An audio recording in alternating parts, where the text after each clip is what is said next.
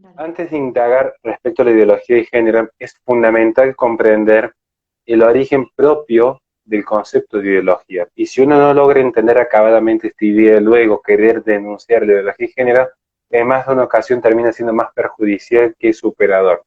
El concepto de ideología surge esencialmente con el materialismo del siglo XVIII, particularmente en Francia, donde se empieza a establecer como foco de la discusión no solo el concepto de ciencia, que va a ser, digamos, el gran baluarte de todas las disciplinas humanas en ese contexto, sino particularmente el concepto de conocimiento es lo que se va a discutir. A partir de aquí es donde empieza a cobrar relevancia la idea de ideología, pero con una particularidad. Como se menciona en su momento con los elementos de ideología de Stuart de Tracy, la ideología surge o es un fenómeno propio del sensismo, podríamos decir, de la aprehensión del hombre del mundo sensible. Para que se pueda entender, antes de dar la definición más básica que puede existir, Ujú. si uno observa la filosofía griega, el tiempo, por tomar un elemento, es la medida de las cosas. Para la escolástica, la doctrina cristiana, el tiempo es la medida del alma. Y está desde allí esa relación, no solamente en cuanto a la concepción lineal del tiempo, sino en la relación de progreso, en virtud del hombre y su relación con Dios. Pero el foco ya en la escolástica es, en primer lugar, Dios creador, segundo orden, la creación. Pero ya con el modernismo, el tiempo es la medida del hombre. El hombre va a ocupar un rol principal. En filosofía hay tres grandes, podríamos decir, esferas sobre las cuales recae toda discusión. Dios, mundo, hombre. En más o en menos Ujú. son las tres grandes esferas sobre las cuales trata la filosofía. Para el mundo griego, el foco estaba puesto particularmente en el mundo. Por eso comienza curiosamente la filosofía como la observación de este mundo que nos rodea, la concepción del mundo. Para el cristianismo, para toda la cristiandad, estamos hablando de la mal llamada Edad Media, el foco se pone en Dios, el centro de la discusión. Ahora, el centro de la discusión ya no va a ser ni el mundo ni Dios, sino en términos más modernos, va a ser el hombre. Y aquí, curiosamente, se dan una serie de fenómenos, particularmente el discurso del método, va a aparecer también, bueno, el escepticismo de David Hume, va a haber, bueno, la Revolución Francesa y la postre, una serie de incursiones en nombre del secularismo y laicismo, donde es la ciencia del hombre la que intenta otorgar un grado de certeza. ¿Dónde se encontraba la verdad para los griegos? Bueno, la verdad estaba allí afuera en el mundo. Para el cristiano la verdad estaba allí en Dios. ¿Y dónde va a estar la verdad? Bueno, va a estar en el hombre en tiempos modernos. ¿Y cómo llegamos a esa verdad? Bueno, aquí entra la gran discusión. Porque en un primer orden va a ser la razón, en un primer momento va a ser la ciencia y una ciencia aprendida por la razón. Por eso, si se pregunta qué es una ideología, rápidamente podríamos decir, creo que con un bajo margen de error, que es la ciencia de las ideas, a grandes rasgos. Pero uno diría, ¿es necesariamente negativa? Y mi respuesta, o al menos es lo que vos en mi primer libro, es que sí. En la tesis de mi primer libro yo sostengo, capítulo primero, que es en gran medida el principal de todos los problemas que tiene hoy la humanidad. Yo diría, ¿por qué es una ciencia de las ideas? ¿Cuál sería el problema de esquematizar y sistematizar ideas? De hecho, es lo que uno hace. De hecho, es lo que yo en gran medida estoy haciendo aquí. Ujú. Porque tiene dos grandes vicios y que son necesarios reconocer. Tomando esto del intelectual Viniegra, año 2014, puedo sostener que la ideología es en sí misma un reduccionismo. ¿Y qué va a sostener Viniegra respecto a qué es un reduccionismo? Bueno, es una postura epistemológica que sostiene que el conocimiento de lo complejo debe ser, y este es el fundamento de lo que yo sostengo, necesariamente, obligadamente, a través de los componentes más simples, o que un sistema complejo solamente puede explicarse por la reducción hasta sus partes fundamentales. Esto es un reduccionismo. Las ideologías naturalmente son reduccionistas. Muchos hablan de reduccionismo que hace la ideología de género en materia de sexualidad, Sí. pero si observamos, yo podría hablar de la ideología marxista que hace un reduccionismo desde el materialismo a una lucha de clases y a la postre un determinismo. Tenemos también un fenómeno que no es menor, que en este reduccionismo va a aplicarse tranquilamente al liberalismo, se puede aplicar al socialismo, se puede aplicar al transhumanismo, al ecologismo, tesis principal de mi segundo libro. ¿Por qué? Porque el ser humano, que es un ser profundamente complejo, y eso es lo que aventura que muchos sostengan que es la creación más perfecta dentro de este cosmos, en su reducción naturalmente va a incursionarse en un error, naturalmente. Si yo hiciese un reduccionismo de su vida, les voy a dar un ejemplo muy sencillo. Un día, esto yo lo sabía mencionar, un día estábamos en un asado y todas las personas se empiezan a presentar por el quién soy. Entonces todos decían, bueno, yo soy abogado con tantos años de práctica, yo soy médico con tal especialización, y bueno, yo soy politólogo con tal magíster. Y cuando me toca presentarme a mí, estaban todos esperando que dijese, bueno, yo soy docente de filosofía en tal universidad. No, yo dije, yo soy papá de 2 niñas, soy creyente, veremos algún día si soy una buena persona, creo que eso va a quedar determinado a la misericordia de Dios. ¿Qué sucede? Y en ese ejemplo lo que se observa es un reduccionismo. ¿Por qué? Porque el materialismo ha absorbido al individuo, lo ha absorbido por completo. Entonces, cuando alguien le pregunta, bueno, ¿vos quién sos?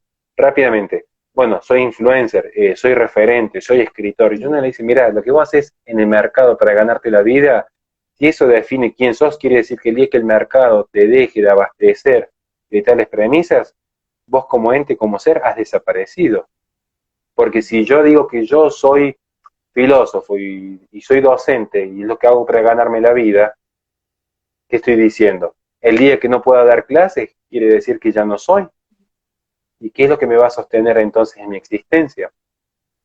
Este es, en primer lugar, el primer gran vicio, el reduccionismo. En segundo lugar, hice la introducción respecto a que las ideologías emergen particularmente de un contexto donde, y tomando de Jules Jucknet, una obra maravillosa sobre los problemas filosóficos, está esta noción de, ¿cómo podríamos esquematizarlo? El determinismo. Está esta noción del determinismo, propio de las ciencias.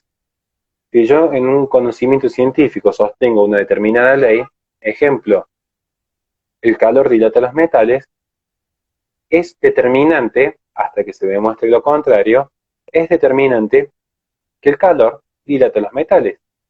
Ahora, si yo considero que la ideología como ciencia de las ideas, que ya emerge en este concepto, vamos a notar luego que este mismo vicio se traslada al resto de las disciplinas. Nosotros cuando nos damos nuestro curso de ecologismo, de hecho en las primeras clases lo que yo expongo es, no se queden con la crítica al ecologismo como ideología, vayan al concepto mismo de ecología. La ciencia por sí misma no piensa, la que piensa es la filosofía. La ciencia describe, pero no prescribe.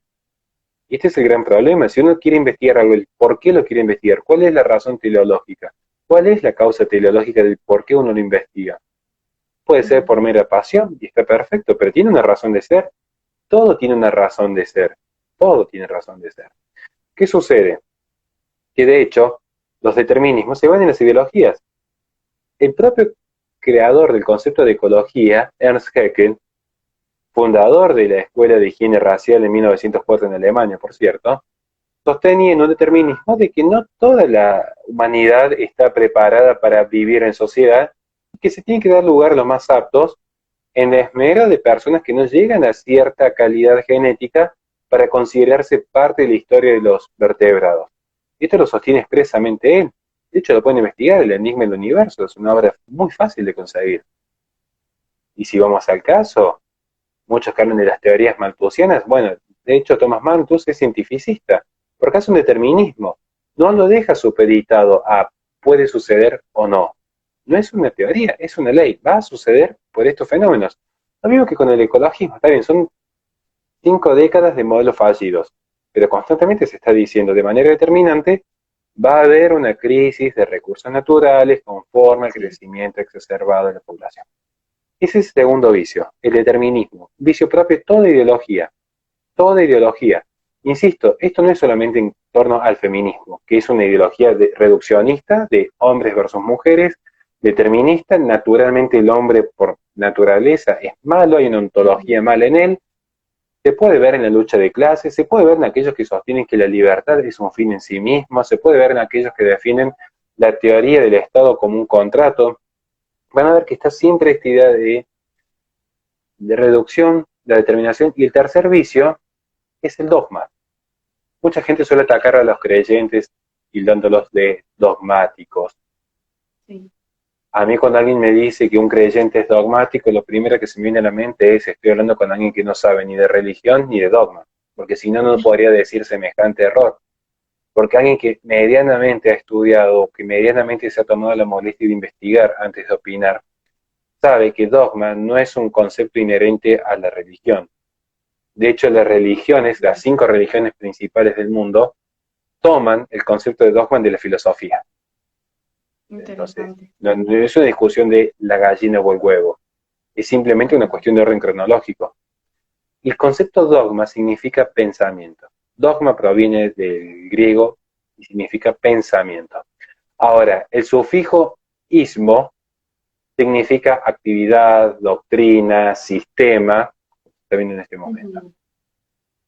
Entonces uno diría, bueno, entonces es un sistema de pensamiento el dogmatismo. Yo diría, no necesariamente, muy por el contrario, se le decía dogmático a aquel intelectual que participaba en la filosofía griega, o filósofo, no sería un error hablar de intelectual en aquella época, aquel filósofo de las primeras corrientes griegas que se aferraban a los principios, al pensamiento, desconociendo la realidad. Tomaban por cierto el pensamiento independientemente de la realidad, un Ujú. fenómeno propio de las ideologías, un fenómeno propio de las ideologías. De hecho, podría dar una serie de ejemplos. Si yo me aferro solo al concepto y el pensamiento, desconociendo la realidad, luego no puedo dar un sinfín de respuestas a problemas por demás complejos. Ujú. Desde cómo las empresas privadas son las más interesadas en promover la ideología de género sin recurrir al Estado, hasta luego cómo yo podría demostrar que no necesariamente el hecho de nacer hombre implica que ya haya un mal ontológico, cómo yo podría demostrar luego que, y esto sucedió, que las tesis ecologistas son tan erradas que están perdidas apuestas con economistas, quedé pensando en Ujú. Ponerrich y Simon. Pero ellos se quedan aferrados al pensamiento, su dogma, decir, no, esto es así porque es así, la libertad es un fin en sí mismo, el hombre es malo por sí, naturalmente se van a acabar los recursos, ¿sí? Y se va a generar una eclosión en el sistema, ¿sí? Un Ajá. determinismo desfasado. Con estos 3 puntos, y habiendo explicado que es una ideología, es que yo sostengo que las ideologías, todas, sin excepción, sin ningún tipo de excepción, no me interesa si vienen de derecha o de izquierda, a pesar que yo defino que estoy a la derecha, yo Ujú. distingo lo que es lugar de esencia. Las ideologías no reconocen el lugar, las ideologías en su esencia son un error por las 3 causales que he mencionado, así que agradezco enormemente su pregunta. Sí, muchísimas gracias, Horacio, por esta definición y por esta explicación tan extensa y tan importante para comprender y pasar al siguiente punto. Como vamos a manejarlo es, vamos a pues comentar una frase o una mentira que se hace muy popular por parte de los ideólogos de género y luego pues vamos a pasar a desmentir un poquito por qué consideramos que esto es un mito o por qué está mal utilizado, como tú dices, pues muchas personas comentan sin conocer a trasfondo lo que se está comentando. Entonces vamos a pasar al primero y es, eh, hemos escuchado muchas veces que la ideología de género no existe, que ha sido un invento de grupos religiosos fanáticos pues para hacer de menos a todo el colectivo LGTBQ y demás. ¿Podrías explicarnos tú cómo pues, se puede explicar la ideología de género, cómo se entiende y por qué es de interés para estos colectivos decir que no existe tal ideología? Bueno, vamos por partes, pues es una pregunta muy compleja y creo que de todas es la más compleja de todas. ¿Qué es la ideología de género? Primero empecemos por ese punto. Ujú. Después veremos si existe o no existe. Ok. Bueno, el concepto de género es una discusión que atañe claramente a la antropología.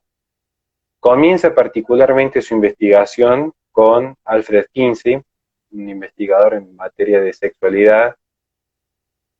No voy a entrar en alusiones a su persona porque me gusta discutir ideas, no características personales, pero él en una de sus obras, que si mal no recuerdo se llama Comportamiento sexual del hombre y la mujer, empieza a sostener la naturalidad de la homosexualidad.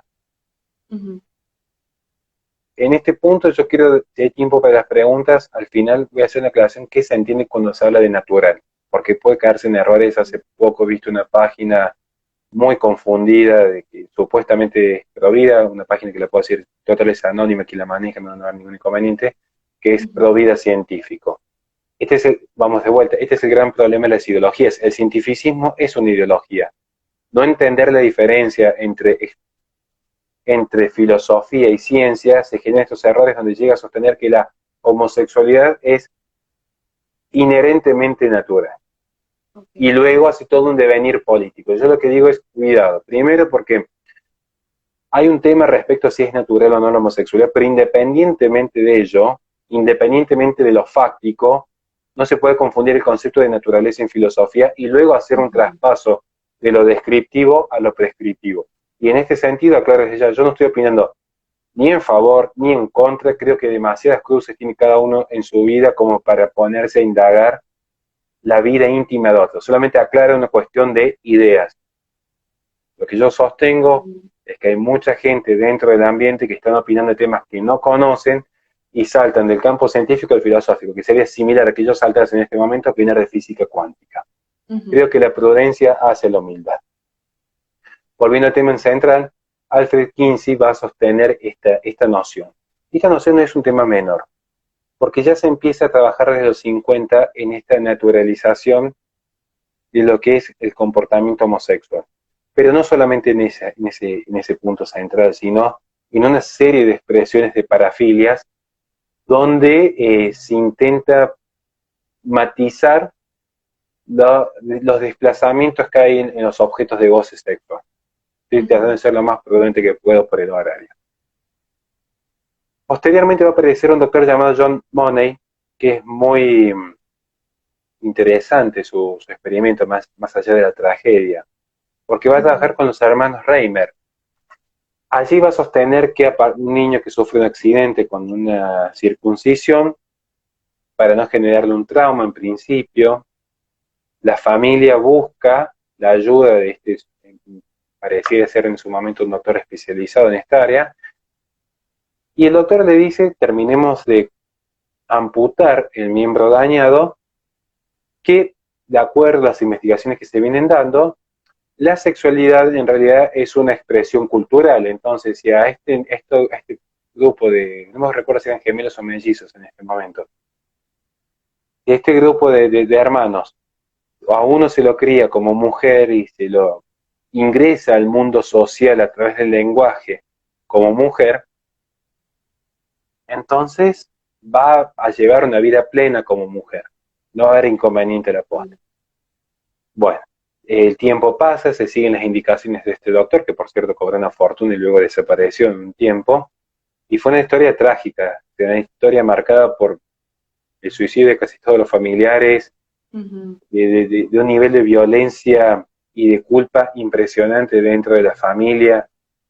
Al niño que se lo había utilizado como experimento terminó muy mal su vida, terminó muy mal su familia. No quiero entrar en detalles, pero es añadir morbosidad a una ponencia que gira en torno a lo intelectual. Pero digo, Sí. si alguien quiere buscarlo, lo pueden investigar, es muy fácil de encontrar el caso y es terrible. Entonces, ¿pero cuál es el punto acá? Y ya se empieza a establecer desde aquel momento la noción de género, se empieza a establecer Ujú. esta noción de género. Y Y creo que es importante rescatar este aspecto, ¿no? Porque después van a venir una serie de intelectuales que van a tomar estas premisas de Money, ignorando, insisto, ignorando la realidad. Recuerden lo que se habló al comienzo. La idea de cómo las ideologías, todas sin excepción, desconocen los principios de la realidad, por eso son dogmáticas.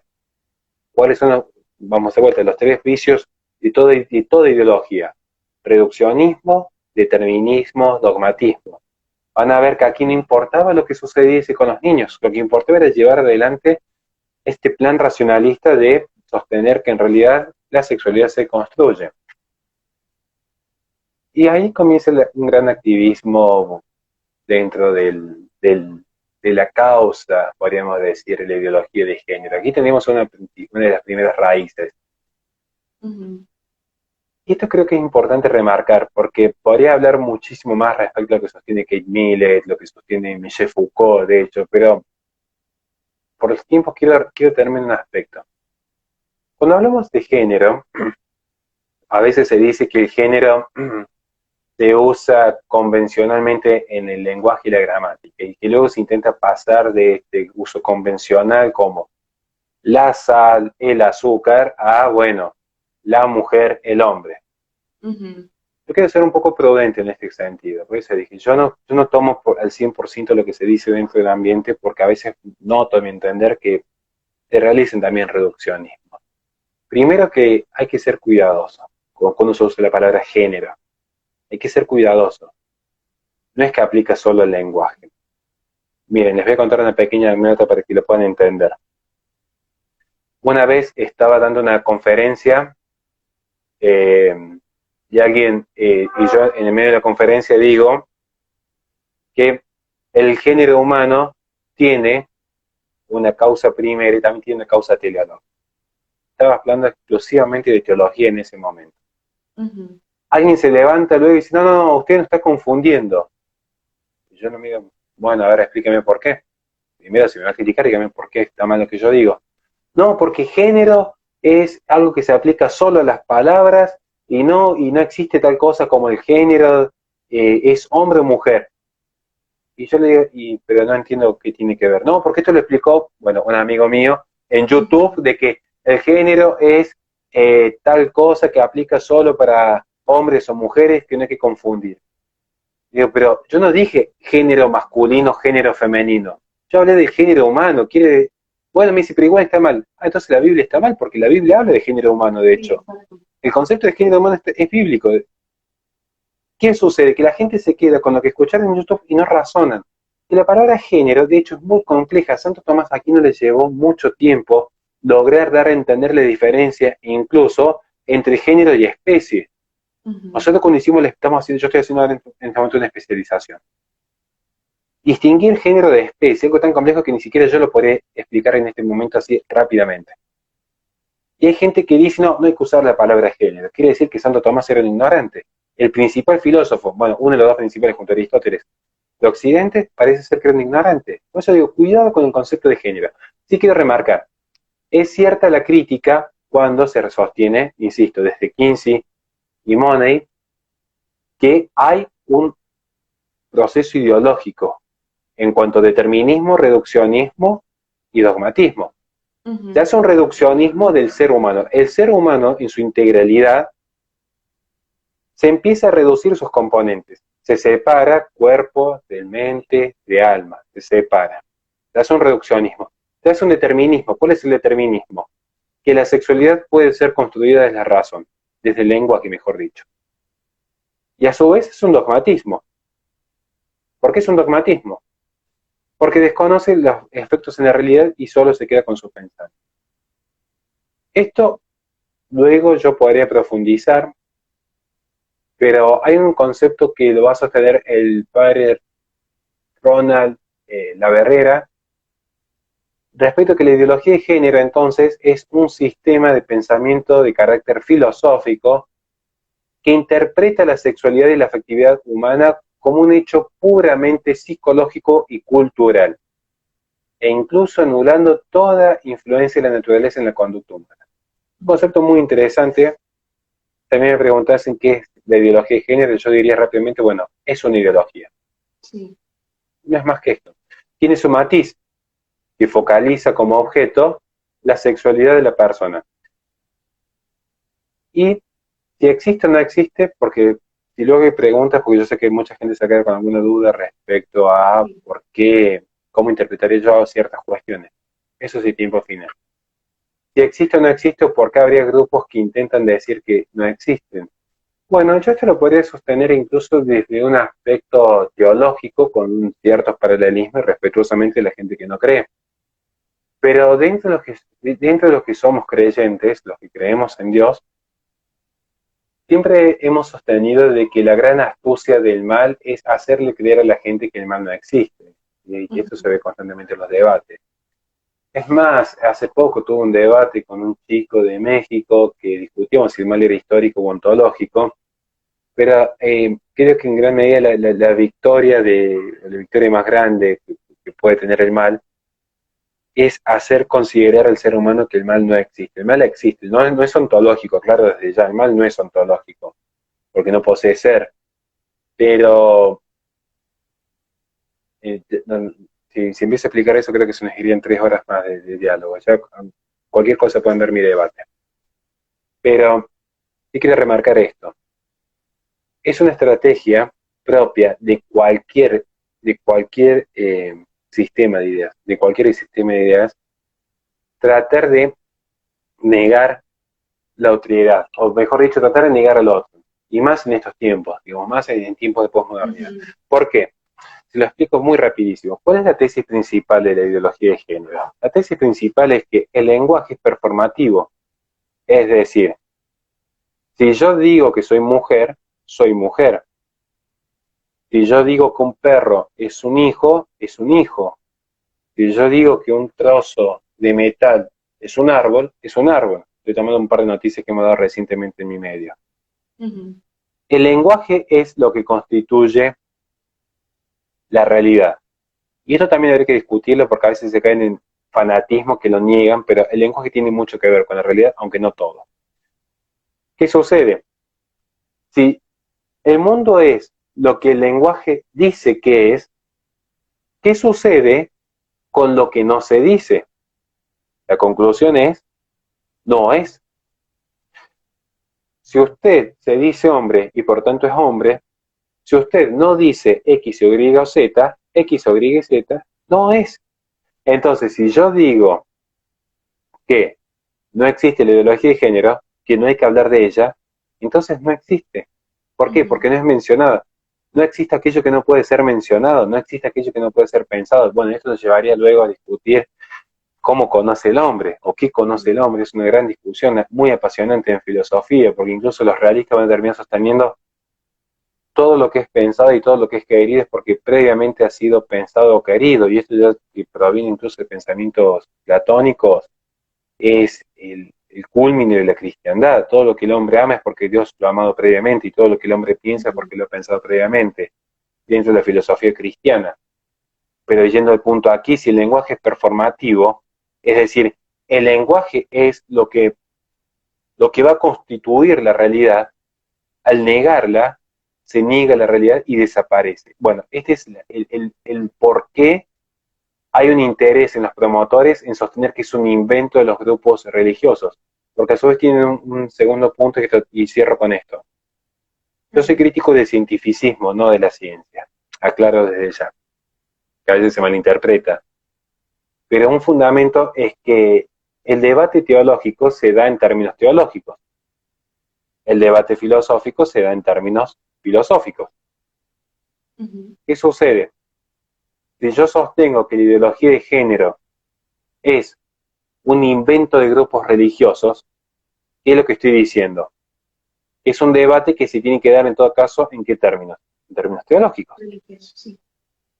Y si se da en términos religiosos, en términos teológicos, si uno no cree en Dios, no necesariamente lo va a dar. En todo caso va a discutir en primer lugar la existencia de Dios. Es una discusión aparte.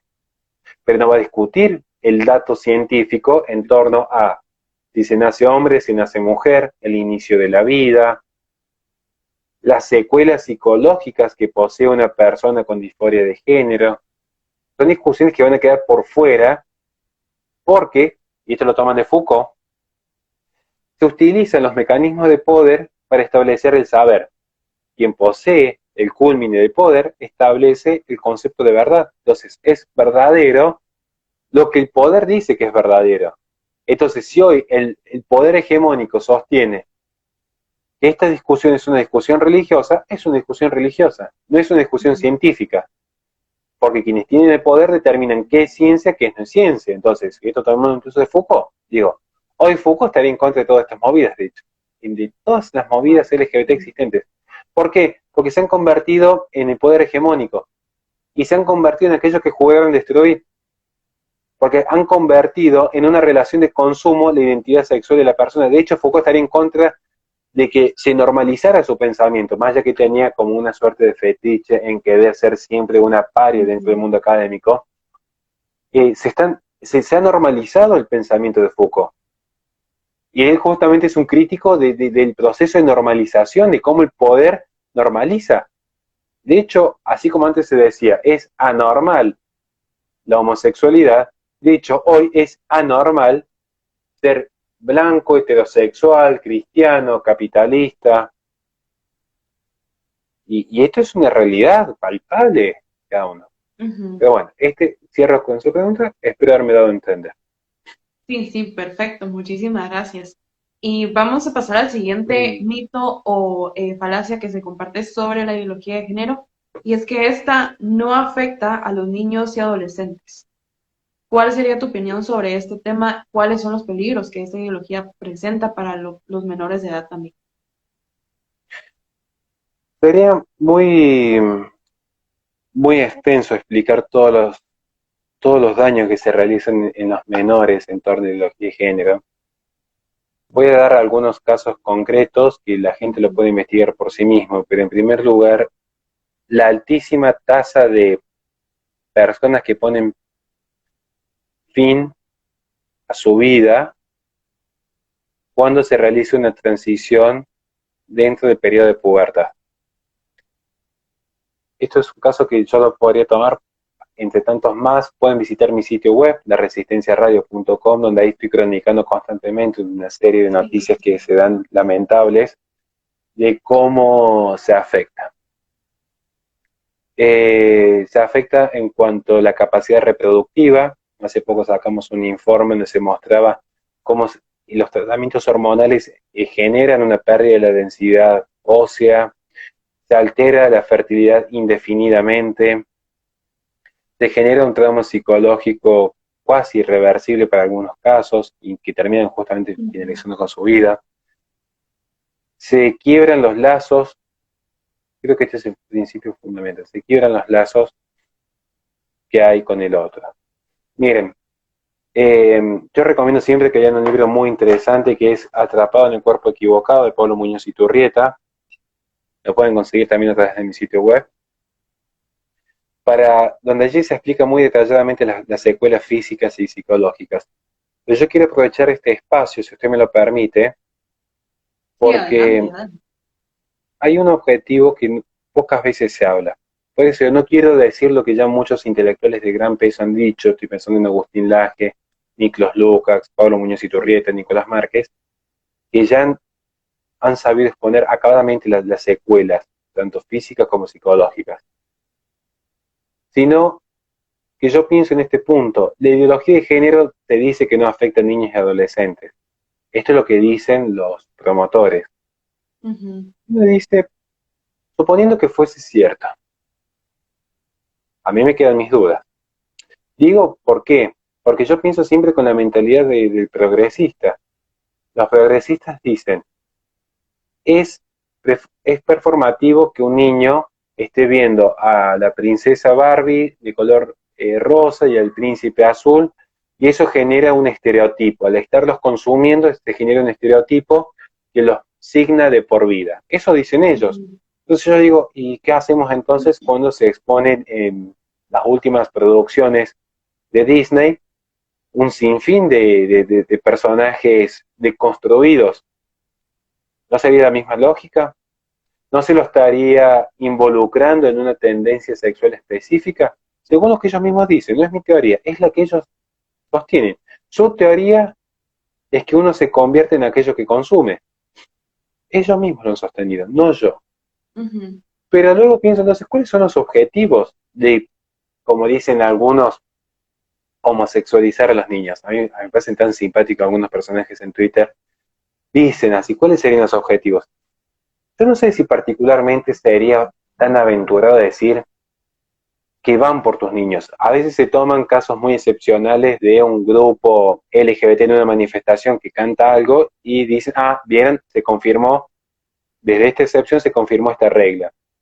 Yo conozco muchísimas personas homosexuales que no están ni siquiera interesadas en estos Sí, fenómenos, digo. exacto. Por eso yo tengo cierto escepticismo a cualquier noticia que se viraliza, de cualquier lado, de izquierda o derecha.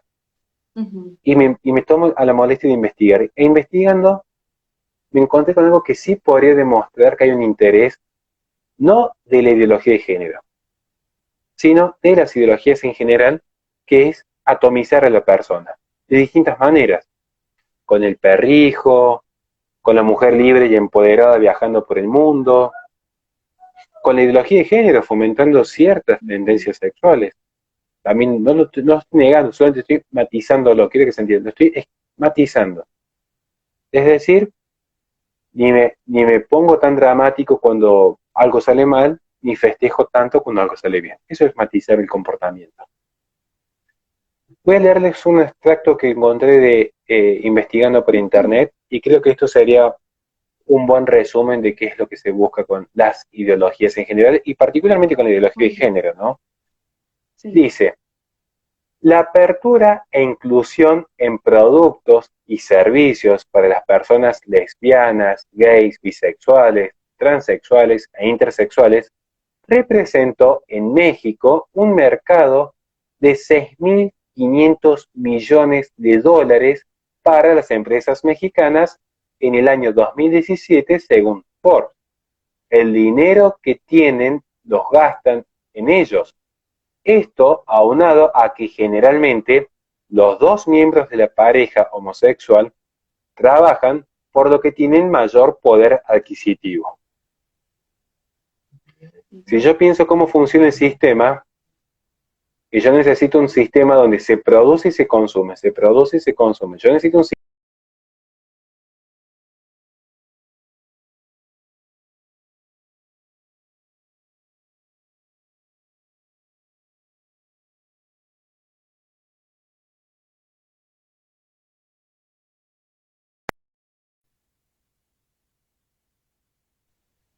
Hola a todos, ¿me confirman si me escuchan a mí?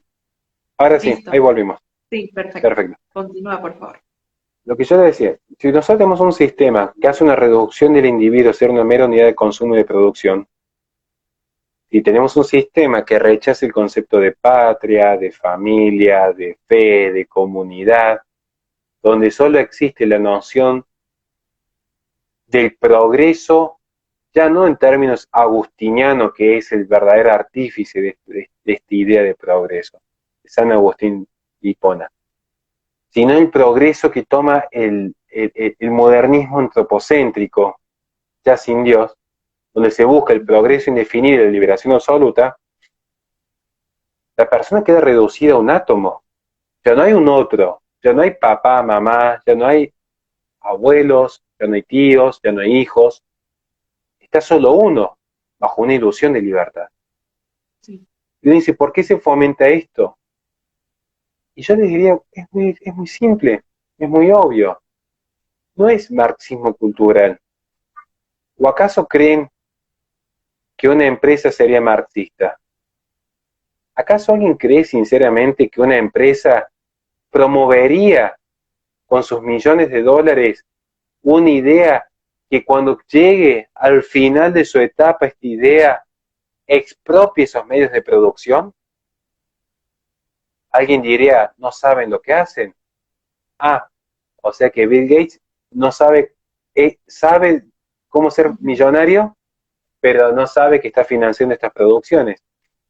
Disney de repente sabe cómo montar un imperio, igual que Netflix o HBO, pero no saben que sus guionistas están promoviendo la agenda de género. ¿O será que le interesa efectivamente promoverla? ¿O será que la agenda de género no tiene ningún vínculo con el marxismo? ¿O será que el marxismo no es lo que muchos creen que es? Ujú, Y lo digo como católico que soy, donde el comunismo es una ideología intrínsecamente perversa. No es una defensa en lo más mínimo del pensamiento marxista, que ha generado los mayores infiernos terrenales. Lo que sí quiero remarcar es que la ideología de género, si uno indaga, y yo en esto siempre separo lo que es conspiración y teoría conspirativa, soy el primero en denunciarla.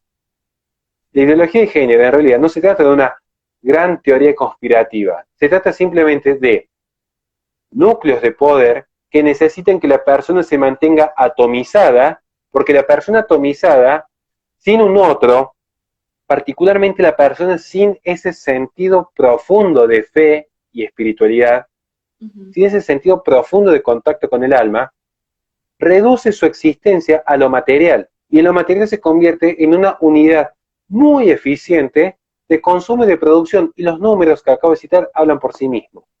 Acabo de citar números de la revista Forbes.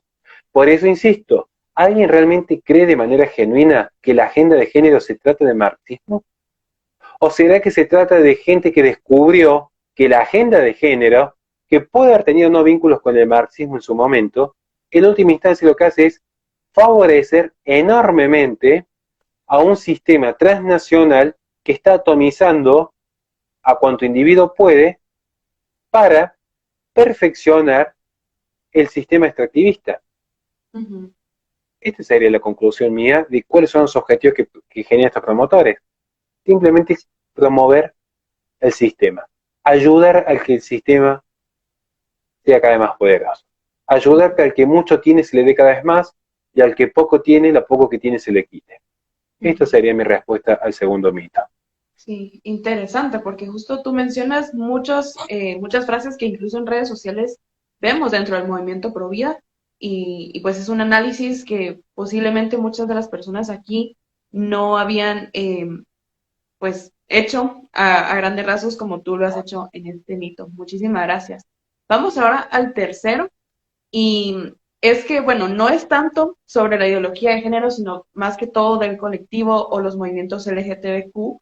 Y es que el mito que se propaga es que el movimiento pro vida discrimina a las personas LGTB o a otros tipos de familias como ellos mencionan. ¿Qué podría responder tú ante este mito? Bueno, es complejo porque hay una cuestión que no parece muy simple a veces la respuesta, es decir, no, nosotros combatimos Sí, las ideas, no las personas. Y de hecho, si uno ve la práctica, no siempre pasa de ese lado.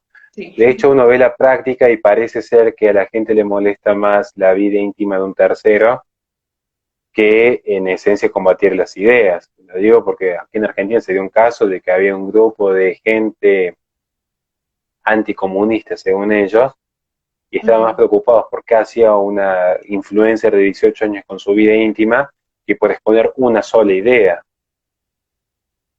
Wow. Entonces yo digo, yo tengo esa precaución, Sí. porque si vamos al caso, no hay un desconocimiento completo de la realidad en ninguna persona, salvo que ya tenga un brote psicótico exacerbado. En general las personas tienen un cierto bagaje de realidad en su conocer. Ahora, que el movimiento pro vida discrimina a las personas LGBT, en general yo diría, en general no, muy por el contrario, en general la persona que es pro vida, hay que discutir igual que es ser pro vida, ¿no?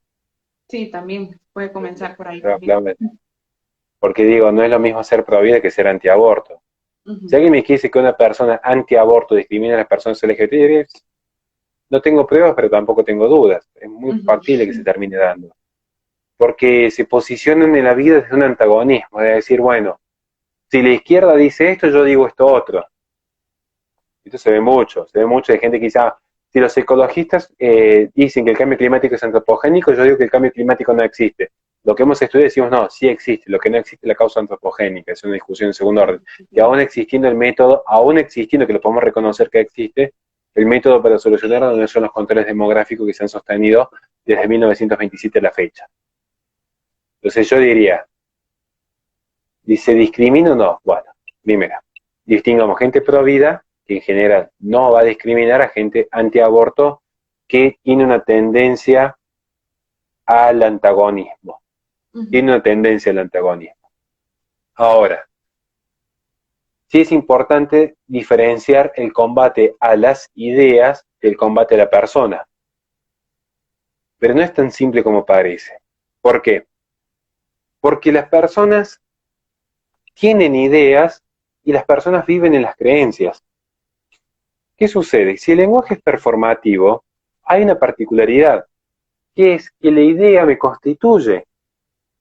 Y yo se lo podría sostener a usted un ejemplo muy simple en este momento. Supongamos, ¿usted cree en Dios o no? Sí, yo sí. Bien, usted cree en Dios. Sí. Si yo le dijese, yo soy Dios, ¿usted qué me diría? Posiblemente me reiría. Bueno, sí. Ya, pero ya me estoy sintiendo discriminado porque yo estoy diciendo, yo soy Sí, Dios, exacto. y usted en el acto se ha reído de mí. Ahora, yo puedo estar íntimamente convencido de que yo soy Dios. Ujú. Yo puedo estar profundamente convencido de que soy Dios. Porque si parto de la base de que soy lo que digo ser, y yo digo con total honestidad interior de que yo me autopercibo Dios, y yo le digo, yo soy Dios, y usted se ríe, imagínense si ahora el ejemplo simplemente se lo cambiase. Yo dije, bueno, yo soy mujer. Ujú. Discriminamos todo el tiempo, y esto es importante asumirlo. Y no me refiero a discriminar en cuanto a discernir, que es un acto propio es una facultad propia del alma, el discernimiento. Es una actitud propia que incluso los griegos enaltecen. Todo el tiempo el ser humano discrimina, y no me refiero solo a, bueno, hoy elegí comer de postre un poco de torta de chocolate, o hoy elegí cuidarme.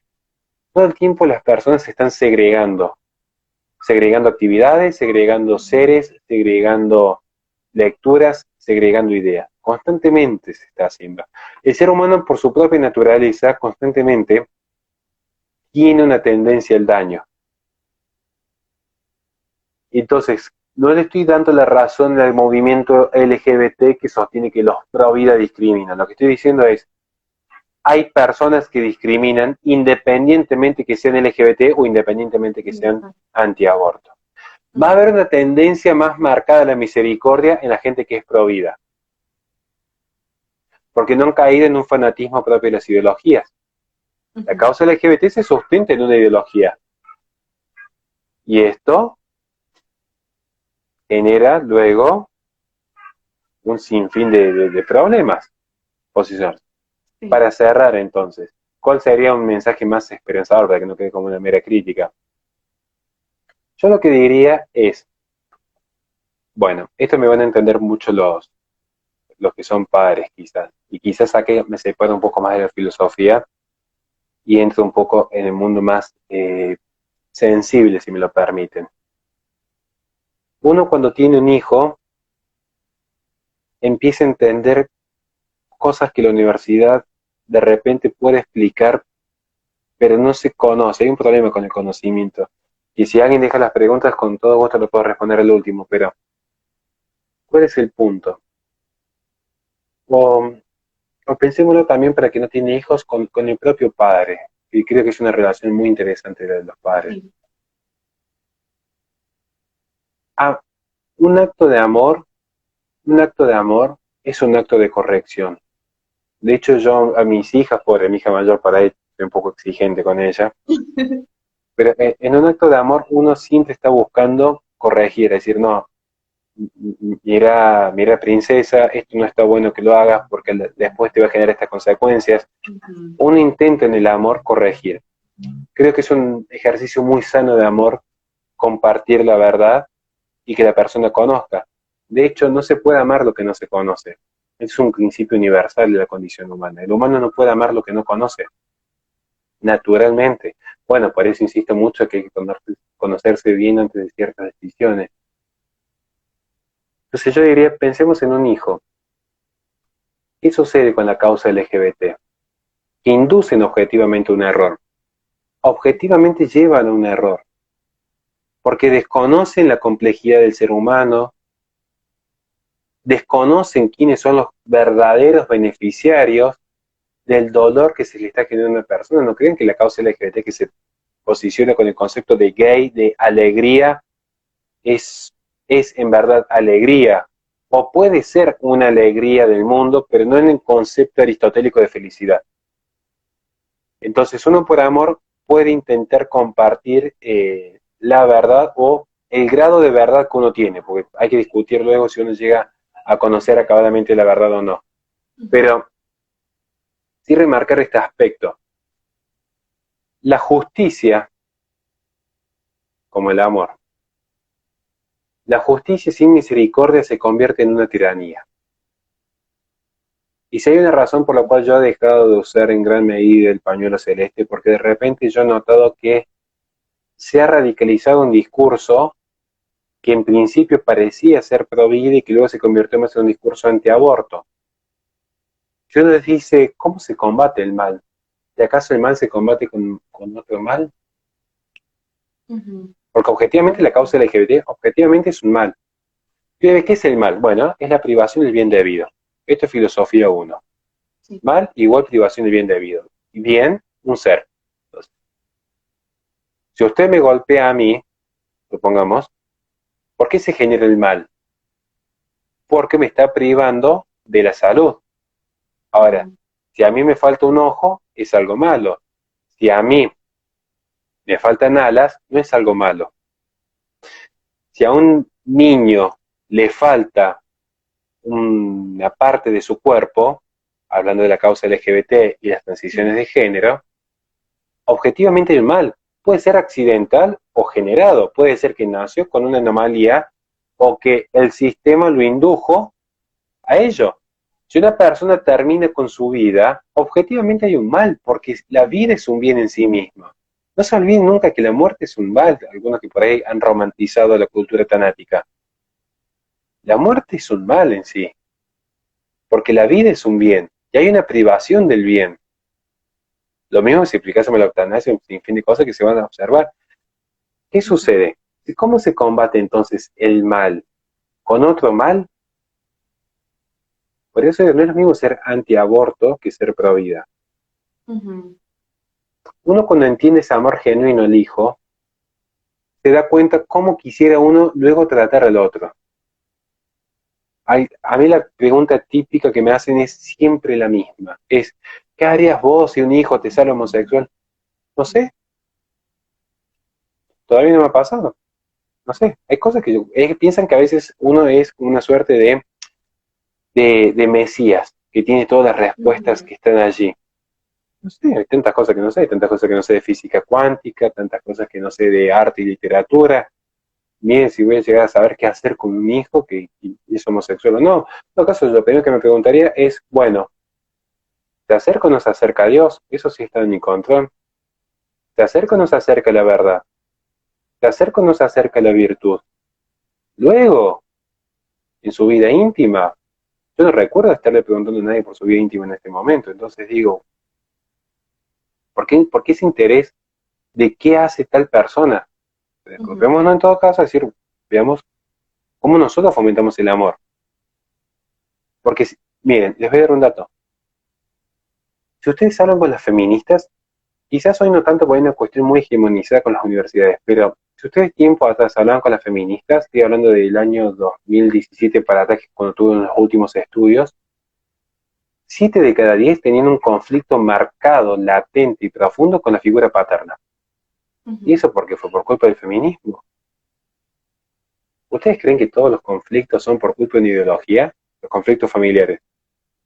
Las personas ingresan en las ideologías porque están en búsqueda de una verdad. ¿Y qué verdad se les ha presentado?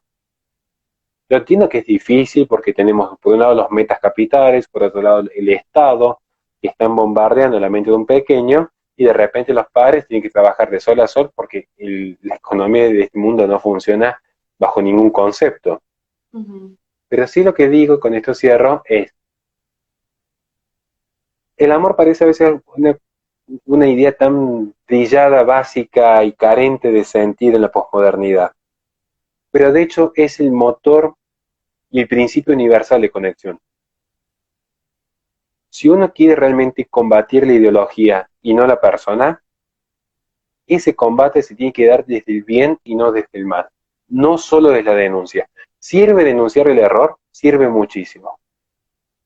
Pero luego uno dice, bueno, ¿y qué bien hice? No me refiero al bien de subir un posteo en redes sociales, llevé la cajita de leche al merendero o llamé a un amigo. Un poco más profundo todavía, me refiero en mi idea de bien. Tenemos una idea básica. Vivimos en una cultura tanática. Yo creo que en esto hay un consenso dentro del espacio. Hay una cultura que le rinde culto, que cultiva a la muerte. Tánatos, que era muerte no violenta para los griegos. ¿No? No es cualquier muerte, era muerte no violenta. Con el consumo de sustancias, el exceso de redes sociales, la eutanasia, el aborto procurado, la idea del no sufrimiento. ¿Y cómo se combate la cultura de la muerte? ¿Qué es la muerte? ¿Qué es la muerte? La ausencia de vida. En filosofía los conceptos son más fáciles de que uno cree. La muerte es la ausencia de vida. ¿Cómo se está combatiendo la cultura de la muerte actualmente? Yo los invito, porque yo sé que ustedes están haciendo un trabajo hermoso y por algo estamos aquí todos, ¿no? Sí, sí. ¿Cómo se combate la cultura de la muerte? ¿Qué es la cultura de la no vida? ¿Denunciándola? ¿Qué es lo que quiere el sistema tanático en última instancia? Digamos al caso. Bueno, quiere muerte, quiere no vida. ¿Y uno qué está haciendo? Pensemos cada uno no es una crítica, ¿eh? Que acá el más defectuoso ha sido siempre yo. Pero que cada uno reflexione. ¿Qué estoy haciendo en la cultura tanática? A ver, pensemos. He escrito, les doy un ejemplo hipotético. Bueno, hoy escribí un hilo de Twitter. Yo diría, ¿sirve o no sirve? No sé. ¿Qué es lo que quiere el sistema? Escribí un hilo de Twitter, me estuve paseando por los merenderos que tenemos acá en Córdoba, llevando productos para ayudar a la gente. Es más, fui a misa y hasta me saqué una foto rezando. Me diría, fantástico, hiciste mucho bien. Sí, hice mucho bien. Y, bueno, ¿y en qué cambió el mundo? ¿Por qué lo digo? Porque si vamos al caso, las tasas de fertilidad están decayendo estrepitosamente en los últimos años. ¿Ustedes creen que es por la causa LGBT? España tiene una tasa de fertilidad de 1,54. Está llamada a desaparecer. ¿Alguien cree que es por la causa LGBT? Lo que yo les diría en todo caso es, ¿cómo se combate? Con amor. Es útil promover el bien. Para eso sirve la batalla cultural que todos damos y que tanto bien ha hecho a tantas personas. Pero además de útil, es necesario buscar el bien. ¿Qué es el bien? Generar el ser. Algunos van a generar y ser co-creadores siendo padres, otros siendo docentes, otros siendo sacerdotes. Pero la idea es, ¿qué me mueve? ¿El odio a la causa LGBT o el amor a la vida? Y con esa última respuesta, cuando uno diga, ¿realmente qué me mueve? ¿El odio al distinto o el amor a un bien mayor, a un bien supremo? Y cuando esto se vuelva regla, porque siempre va a haber excepciones, que es la condición humana, ya no van a tener la más mínima excusa ningún militante LGBT para decir nos discriminan. En todo caso, la naturaleza discrimina sus apetencias de reproducción dentro del mismo sexo. En todo caso, así como ellos tienen la libertad de elegir con quién estar en su vida íntima, uno tiene la libertad de decidir quién ingresa al espacio propio. Si yo tengo un colegio y en mi colegio quiero que ciertos docentes den clase y ciertos docentes no lo den, está en mi potestad de elegir porque soy el dueño de ese colegio y que está objetivamente focalizado en un bien mayor. Pero insisto, el punto final de la discriminación, como se habla en términos actuales, va a surgir cuando la persona tenga bien clara la diferencia entre lo que hago por odio al otro a lo que es el amor al bien supremo. Y en un acto de amor, obviamente que va a haber personas que se van a ofender y se van a sentir discriminadas. Obviamente que se van a ofender y se van a sentir discriminadas. Porque hay una lucha hegeliana por el reconocimiento. Es una lucha, para que se entienda en la relación de amo a esclavo, es una lucha constante. Porque lo que se pelea es por el reconocimiento. El lobby LGBT está peleando porque se los reconozca, pero el cristiano está peleando porque se lo reconozca o no. El evangélico, el católico, el conservador, el liberal clásico, el nacionalista, están peleando no por su reconocimiento, o se están adecuando a las reglas del mundo. Por eso también quiero esquematizar esto. No hay que adaptarse al mundo, hay que adaptarse a la verdad, que no es lo mismo, porque el mundo ya estriba en el error. El mundo objetivamente estriba hacia el error. Y se sale del error, insisto, con un profundo conocimiento y apego al amor a un bien supremo. Y esto se entiende mucho, particularmente cuando uno indaga, reflexiona tanto al amor que uno le tiene al hijo como al amor que tiene el padre. Y cierro finalmente con esto porque quería cerrar bien esta idea. Sí. Uno al hijo lo va a amar independientemente haga lo que haga, porque el hijo va a ser siempre el hijo. El hijo va a ser siempre ese bebé tan inocente, tan puro, que luego crece, toma decisiones, ama, sufre, se equivoca, ríe, llora. Pero uno ve al hijo crecer y sigue recordando ese primer momento que lo tuvo en brazos. Ujú. Y uno dice, por amor corrijo, pero también por amor acompaño. Y ese es el sano equilibrio. Ese es el sano equilibrio. No es decirle, ve y haz lo que quieras con tu vida. Porque a veces cuando se habla de misericordia hay gente que toma un pasaje de la Biblia para justificar sus conductas. Y dicen, el que me podía juzgar no me juzgó. En realidad sí lo juzgó, porque le dijo, levántate y no peques más. No le dijo, Ujú. sigue con tu vida como viene. Simplemente que aplicó un principio de justicia con misericordia. Ujú. Muy dañino el mensaje cuando se corta en la mitad. El que me tenía que juzgar no me juzgó. Porque nunca se dijo, y de hecho Cristo en fin de pasajes, habla constantemente del infierno. Entonces digo, ¿cuál sería el sentido del infierno si no existiese un juicio? Tomando un tema teológico, pero se Ujú. vincula directamente a este punto. Amar implica decir la verdad, pero con misericordia. Nada más, y perdón la extensión. No, excelente mensaje y creo que muchos coinciden aquí.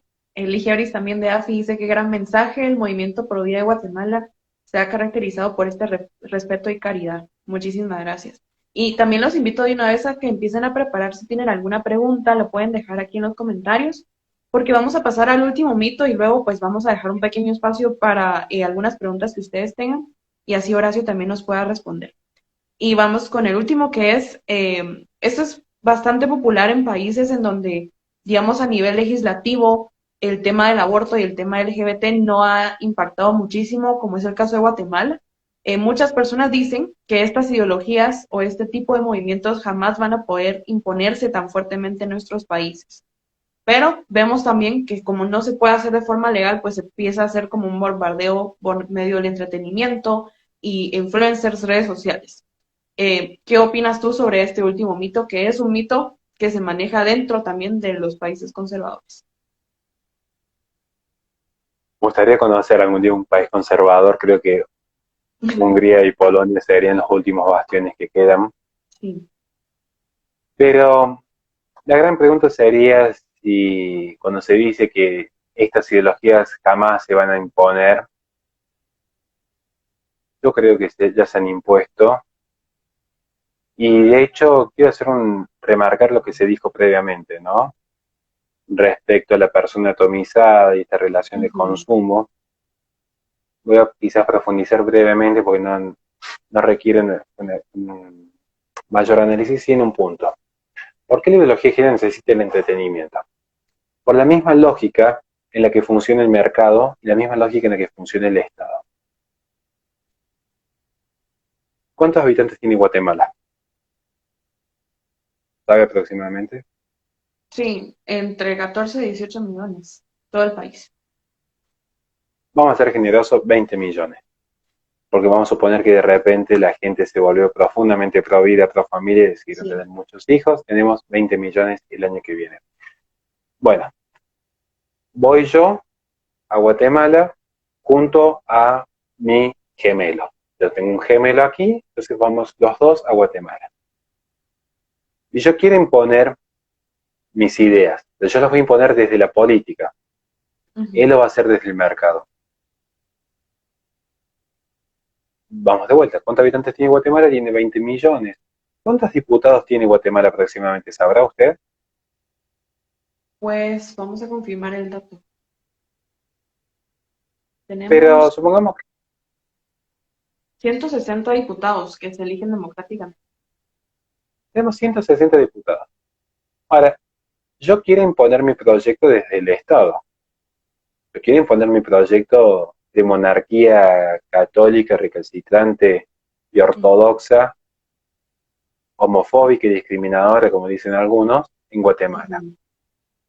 Yo tengo 160 diputados. Y ahí tenemos un problema. Porque supongamos que Guatemala es profundamente conservadora. Profundamente conservadora. O al revés, para que se entienda mi ejemplo, yo quiero llevar una monarquía católica. Guatemala es profundamente progresista. Si Guatemala es profundamente progresista, ¿ustedes creen que votarían mi proyecto? Difícilmente. Sí, no sé. Porque decir no. Por la misma razón por la cual no se votó por José Antonio Cast. Por la misma razón por la que va a perder Bolsonaro a fin de año en Brasil. Por la misma razón por la que se sostiene en el poder López Obrador. Por la misma razón por la que Biden, más allá del fraude, sostiene en gran medida su poder. Por la que se sostiene históricamente Trudeau. Y por la misma razón por la que Orbán tiene tanta gobernabilidad en Hungría o duda en Polonia. Porque lo que hace la política en sí mismo es cosechar lo cultivado. Ahora, ¿quién cultiva? ¿Quién cultiva? Y para esto voy a usar el ejemplo de mi gemelo malvado. Él sí es progresista. Mi gemelo malvado es muy progresista. Y él va a entrar de otra manera a Guatemala. ¿Cómo va a entrar él? Y mire, ¿se acuerda lo que yo le dije de cómo las parejas LGBT consumen y gastan y producen y generan más recursos materiales que un simple padre de familia con 3 hijos? Fueron datos objetivos que dimos recién. Va mi gemelo hacia Guatemala. Le hago una pregunta a usted. Usted está estudiando, ¿no? ¿Usted alguna carrera, secundario, universidad, algo? ¿O ha hecho el secundario? No, ya no, pero sí estuve en la universidad. Bien. Pero al secundario, usted iba al secundario, ¿no? Sí. ¿Cuántas horas estaba en el colegio? Ay, como unas 8 horas quizá. 8 horas. Sí. 16. Y al año, pero no tenías clase todos los días. Imagino que los fines de semana, feriados Exacto, largos. sí. Bien, 8 horas. Y usted estaba con una suerte de mente crítica. O sea, usted iba a decir, a ver qué me dice el docente, si esto lo tomo, si esto no lo tomo, como que hay una mente crítica, ¿o no? Bien. Sí, sí. ¿Cuántas horas al día usa usted su celular? Uy, todo el día. ¿Vemos? Difícilmente se deja. Vemos cómo es más fácil ingresar por el aspecto cultural del entretenimiento y el mercado que por el Estado. Incluso es más redituable. Esa es la respuesta. Esa es la respuesta. Y eso que usted tiene un horario de cursado muy extenso. No es como aquí. Uno cuando ingresa, y de hecho, salvo que sea alguien como yo, que soy muy especial en ese sentido, pero las personas normales, cuando están en un proceso de educación, están con la mente en estado crítico.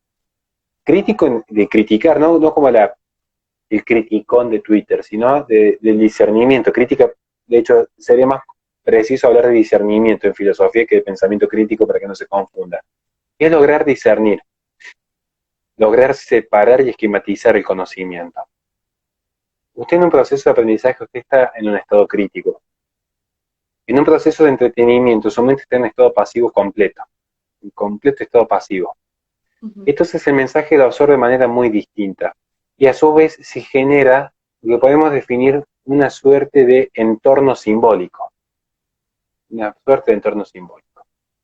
Porque las ideas del progreso, ya desde un punto de vista más materialista, que luego van a tener componentes idealistas, y en la posmodernidad se genera una mixtura, acaece también la sociedad de consumo. Y en esta sociedad de consumo hay una particularidad, que es que la posmodernidad se expresa primeramente como un proyecto estético. Y la posmodernidad expresada como un proyecto estético tiene a su vez un pequeñísimo detalle que, si bien es sutil, es el quid de la cuestión. Que lo público es privado y lo privado es público. Le paso a traducir en ejemplos concretos, real, verídico, toda esta abstracción filosófica que yo dije. ¿Usted consume gaseosa? Sí, ¿Cuál es la que más consume?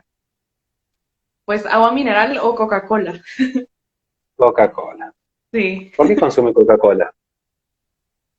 tal vez es porque es la que, digamos, en mi familia siempre han consumido. También es la más popular en Parece el país.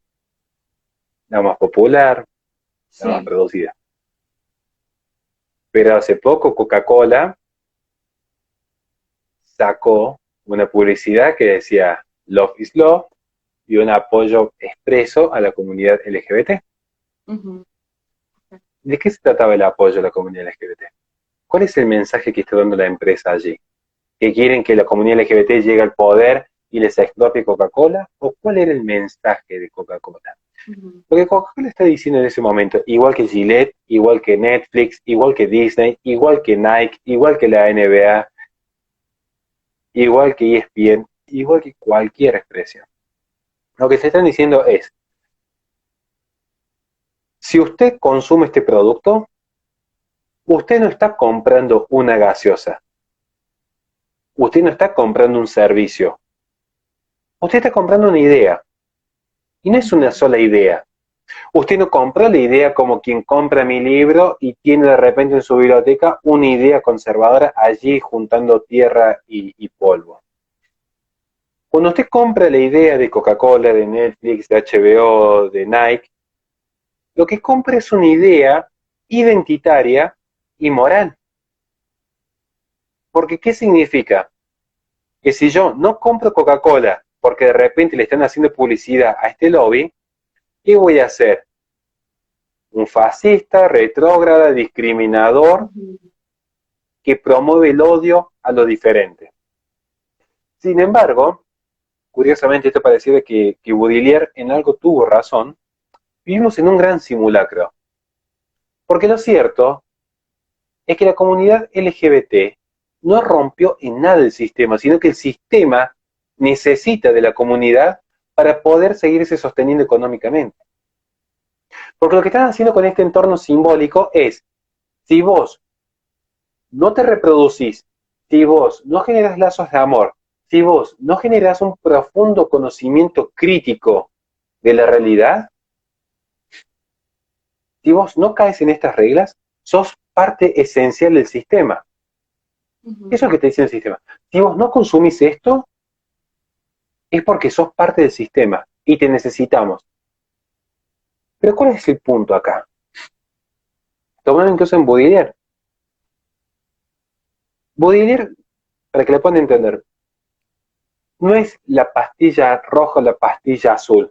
Lo que Baudelaire va a decir es, aun cuando te tomas la pastilla roja, el sistema te necesita rebelde, como Neo en Matrix. Me encantan las películas, de hecho mi canal secundario se Ujú. dedica a analizar filosóficamente series y películas. Porque de hecho Neo era necesario para que se cumpla todo el proceso del sistema. No había sistema sin Neo. La comunidad LGBT que se cree rebelde no se da cuenta que en realidad el sistema necesita de esta comunidad, como siempre necesitó de alguna comunidad para referenciarse a sí misma y decir, si consumís el sistema, sos parte del sistema y sos parte esencial del sistema. No te puedes salir del sistema. Y esto es lo que sucede actualmente. ¿Por qué utilizan los medios de comunicación y entretenimiento? Primero, porque la mente está en un estado pasivo que absorbe el mensaje por completo, salvo que sea alguien enfermo como yo. En general, las personas cuando ven una película no están analizando filosóficamente qué se dice y qué no. En general, las personas ven algo para disfrutar, para generar sentimientos de tristeza, de alegría, de acción, de adrenalina, de terror, de miedo, de suspenso. O sea, tienen un sentido mucho más tranquilo que analizar filosóficamente hasta una película de terror. Lo que hace en ese sentido, el mercado, entre comillas, el mercado, porque hay una serie de protección corporativista por parte del Sí. Estado también, que se necesita afianzar, pero se entiende, lo que hace estos grandes capitales es, básicamente, formar a la persona como un perfecto individuo de consumo y de producción. De hecho, el simple hecho que se nos venga a criticar usando Instagram, me está dando la razón. Y el simple hecho que nosotros utilicemos las redes sociales para dar la batalla cultural, nos da la razón. Ujú. Vinculado incluso al mito anterior, ¿qué es lo que más le conviene al sistema? Pensemos rápidamente. ¿Qué es lo que más le conviene al sistema? Que yo esté tuiteando en contra del lobby LGBT, usando Twitter, mientras un activista LGBT me está insultando en la misma plataforma, o en YouTube, ni hablar, que genera mucho más dinero en publicidad, o que, por ejemplo, yo esté teniendo 3, 4 hijos. ¿Qué es lo que más decide el sistema? Ahí nos vamos a dar cuenta también cómo, dónde está la verdadera rebeldía en última instancia. Ujú. Pero lo que voy yo en este punto es, hay una idea de progreso, hay una idea de liberación absoluta, y hay una sociedad de consumo. Y es un consumo estético. ¿Por qué es estético? Porque es lo que se ve. Si uno consume Coca-Cola, lo que está haciendo es consumo de idea de diversidad, con la particularidad de la posmodernidad, que lo público es privado y lo privado es público. ¿En qué sentido? Algo público, como un debate presidencial, está privatizado por las Big Tech. Pero algo tan íntimo como la vida sexual de una persona se eleva a la categoría de público. De hecho, llevamos un poco más de una hora de diálogo. Sí. No le he preguntado, ni me interesa en lo más mínimo, ni siquiera, si usted es heterosexual o no, por ejemplo. Ujú. Y de hecho, usted cuando me presentó a mí, no creo que a nadie le vaya a interesar si yo era heterosexual o homosexual. Me interesa en todo caso que pudiese decir o no. Pero sin embargo, para la cultura en general, el con quién se acuesta uno, perdón por la expresión, el con quién uno mantiene cierta intimidad, es un factor dirimente. La vida íntima, y no es solo en materia de sexualidad, la vida íntima en un sinfín de elementos, configuran la vida pública. Entonces, desde una política de Estado progénero hasta Netflix o Disney, Ujú. se constituyen a partir del deseo sexual. Porque de hecho el deseo sexual es, por lejos, el mercado más lucrativo que ha existido en la historia de la humanidad. Incluso más que el mercado de la guerra. Wow. Esto lo puede investigar cada uno. ¿Cuál es el mercado que más dinero mueve en el mundo? La vida sexual de las personas es tan importante para el sistema que se hace elemento central tanto del Estado como del mercado. Ujú. Lo necesitan para subsistir, porque la persona necesita del deseo para su subsistencia. Pero un deseo que ya no va a ir acompañado del proceso de reproducción, sino que hay un desplazamiento, que es el deseo por sí solo. Podríamos llegar a decir en algún punto, esto es un error, que si hay un profesor de filosofía, sé que me lo va a corregir en el acto, pero es para que se entienda rápidamente. Sería como intentar separar la forma de la materia, en gran medida. Y vivimos, de hecho, en una sociedad de consumo, pero una sociedad de consumo no material. Es un Sí. consumismo ideal, se consumen ideas, no se consume materia. Hubo un gran auge de consumismo en el 2020, de hecho. Y dice, ¿cómo Ujú. la economía cayó en el mundo, salvo China? Sí, pero había un consumo constante, porque uno tenía que consumir el mundo digital para ir a misa, hablar con los padres, relacionarse con el otro, estudiar. Acá empezamos a ver que la agenda LGBT, lejos de ser antisistema, es la que primeramente sostiene el sistema. Ujú. De hecho, la agenda LGBT no podría existir sin el sistema.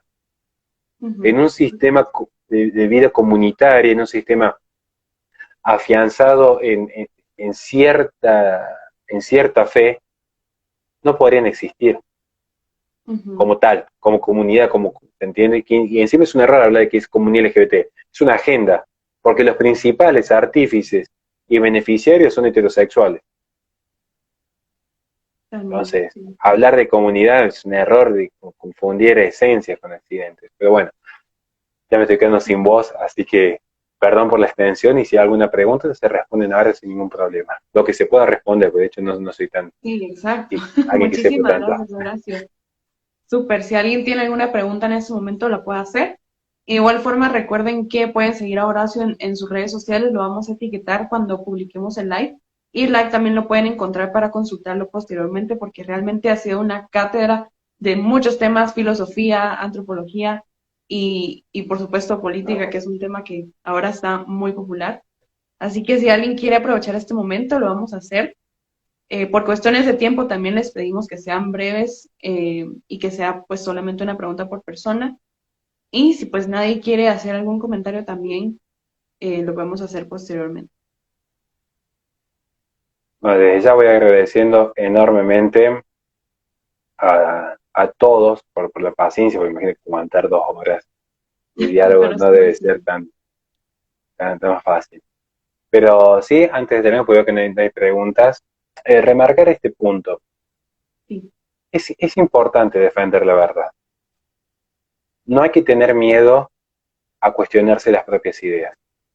Porque a veces uno cuando dice hay grados de verdad, ya dicen, relativista. Uno cuando de repente habla de Ujú. misericordia, dice, seguro que es pro agenda de género. Uno cuando de repente dice, no crean que hombre se nace, un poco más complejo. Dice, ya me está hablando de ideología de género. ¿Qué sucede?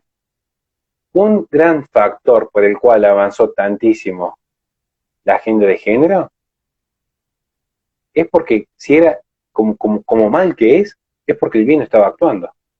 Ujú. La única manera en la que el mal avanza es porque el bien decide no accionar. El mal es la ausencia de bien. Entonces, donde no se haya bien, el mal se hace presente. ¿Cómo puede ser que si es una agenda que posee tantos errores teóricos, avance con tanta facilidad? Porque no hay una resistencia en una respuesta verdadera.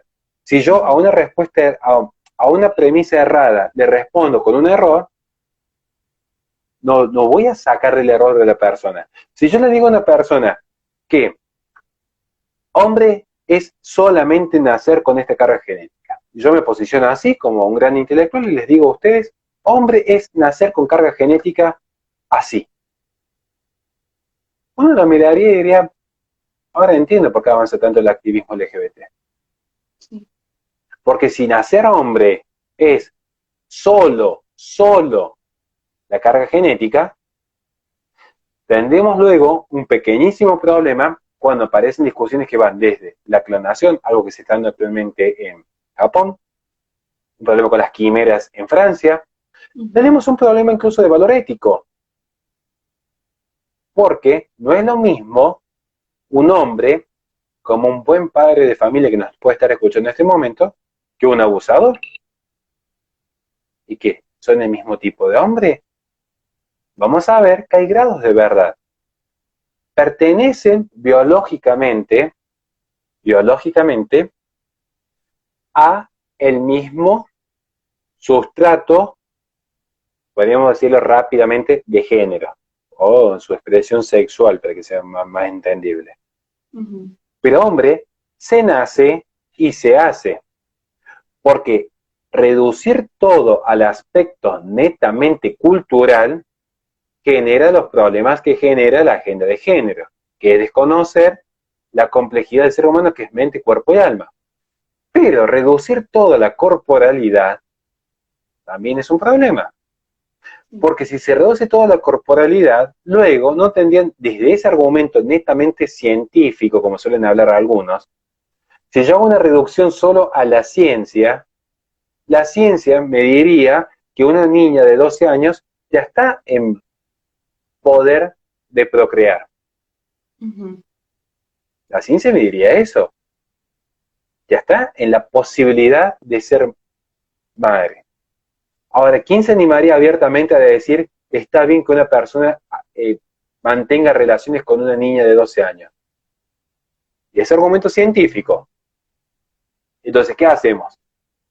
O seguimos obstinados y hacemos la causa pro vida una ideología y caemos en este extremo, o tenemos la prudencia de decir, es posible que durante mucho tiempo nos hayamos equivocado con el discurso y es necesario entender que no solo que hombre se nace, sino que también se hace. También se hace. De hecho, hay una libro muy interesante del teólogo Juan Varela, si alguien le interesa, que se llama Tu identidad se importa, ser hombre.